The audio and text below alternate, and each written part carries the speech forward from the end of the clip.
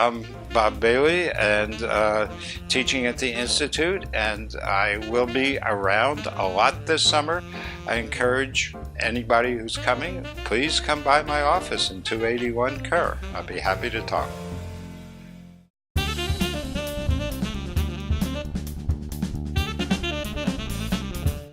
Actually, originally I had planned to be a medievalist, and after I finished my undergraduate degree in New York, I came out and started at Berkeley and spent a lot of time studying Old English, Old Norse, medieval Latin, and so on.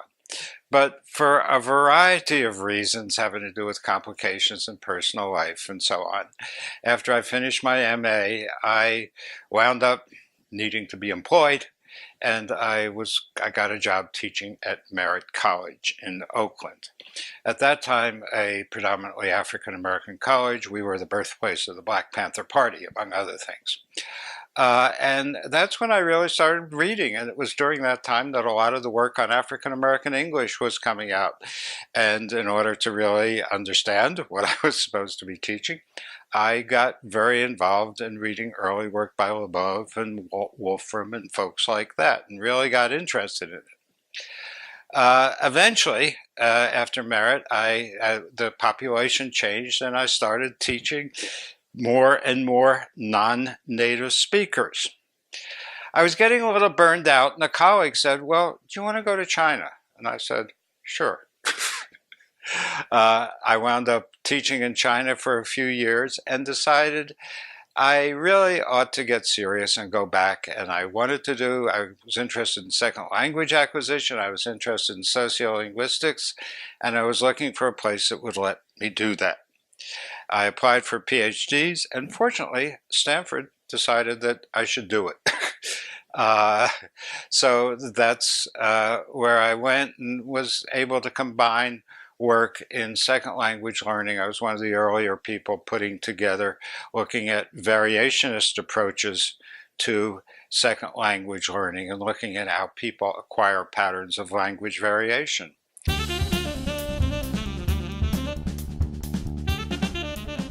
And my God, it's been 30 years.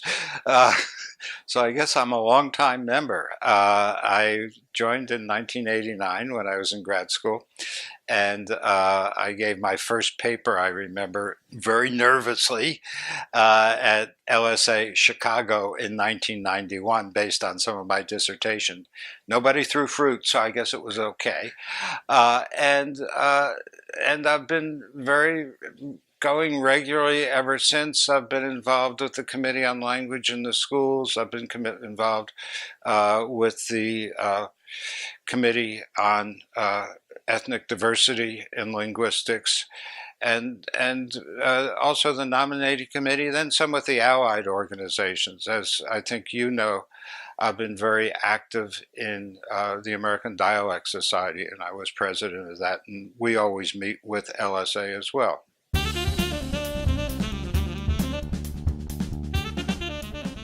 I'm teaching the introduction to sociolinguistics, and actually I'm really looking forward to this.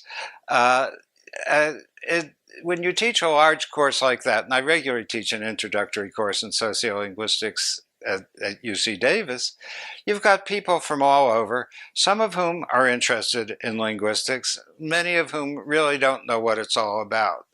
I'm assuming at a linguistic institute that anybody who comes is going to be interested in linguistics. So I think we're going to get a really good group. Now, we have limited time, so it's going to be focused on language variation and change, sociolinguistics in the kind of tradition established by Leboeuf, reading some classic works, and then some real cutting-edge works. And we have people here coming to the Institute, people like Qing Zhang from the University of Arizona, who's doing all this very exciting work on language and society in China. And so I think we've got a really rich combination of sociolinguistics, and it's kind of fun to start and help people get started in a field that I find really very exciting.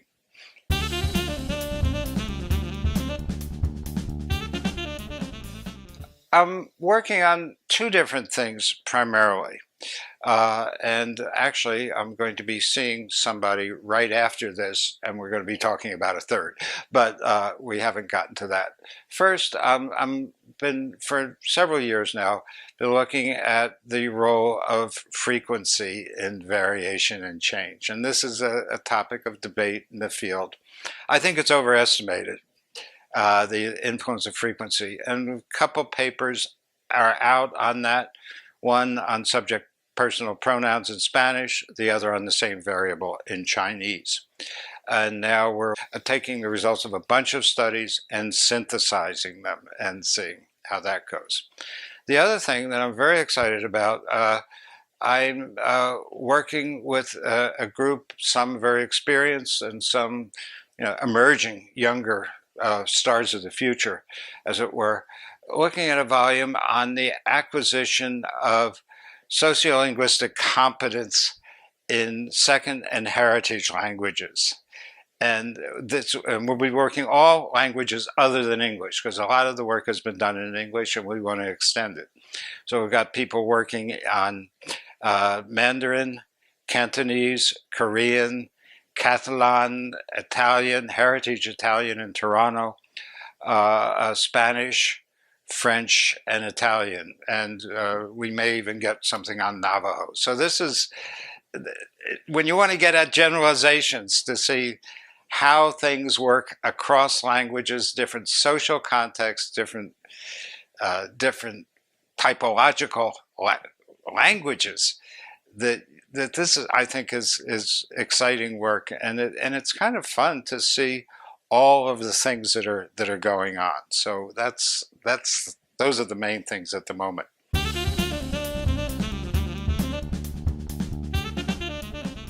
I've been a lifelong jazz fan, and get to live music events whenever I can.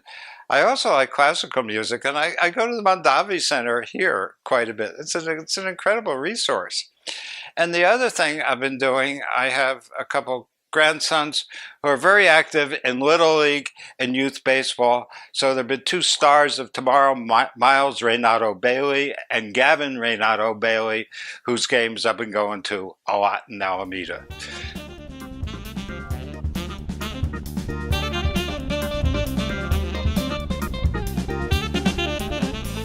You know, I've been doing this for a very long time, and it's my whole life, and I sort of can't imagine doing anything else. I did have dreams once of being a musician. I once got to play across the street from Carnegie Hall, inside, not on the street. But you find out in New York City pretty quickly whether you're good enough or not. And I wasn't. I guess I'm glad I found something else. And, you know, I really can't think of a better life in spending your time investigating stuff that you find interesting and working with enthusiastic young people. I mean, that's a pretty good deal. It's an exciting life, and doing something which is useful.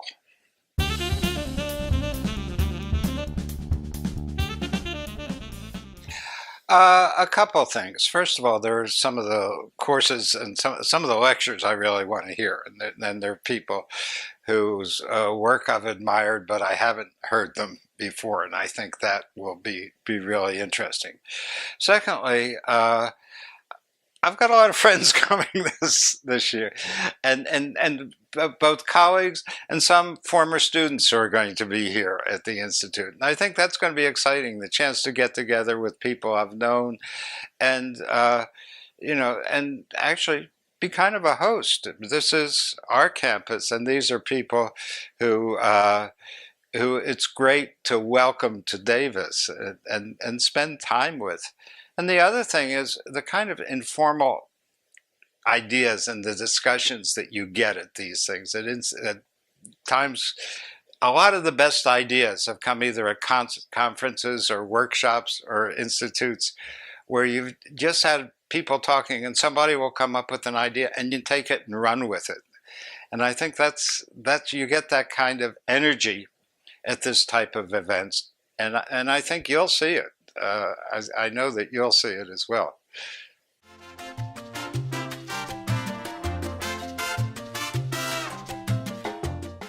Ice cream.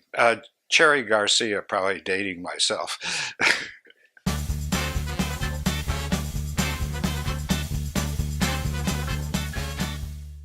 Well, we have a cat. So, I don't. I like dogs, but I'm married to a cat lover. So what do you do? So it's cat.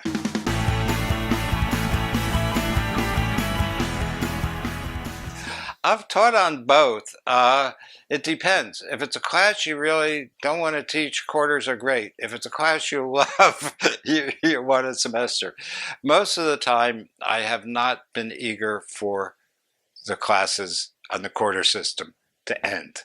Most of the time, almost 95% of the time, I've kind of wished we had a little bit longer to really get into things. So the ideal system actually is when I taught in Canada for a time, and they had a 13-week semester. That's perfect.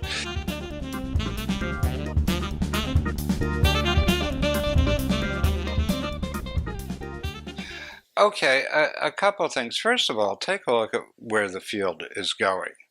I mean, you want to figure out where you can fit in and figure out how you can get into the conversation. The second, you've got to do something that really excites you, but be open to a lot of possibilities. I see sometimes students come in to a doctoral program and say, well, I want to do this. I started doing things that I had really never thought about before, and because the opportunity arose, and they've turned out to be some of the most exciting things.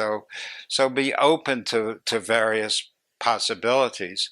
And the other is, I mean, we do need to make a living in the world. So also make sure that you're not in such an obscure field that there are only 2 or 3 opportunities to exercise that field. Look around a bit and get some breadth. I've taught at higher education all different kinds of institutions and in different countries in the world. And they've all been interesting. They've been different. I think I'm in my favorite job now, but I think that experience has really been enriching and I hope maybe a little better at what I'm doing now.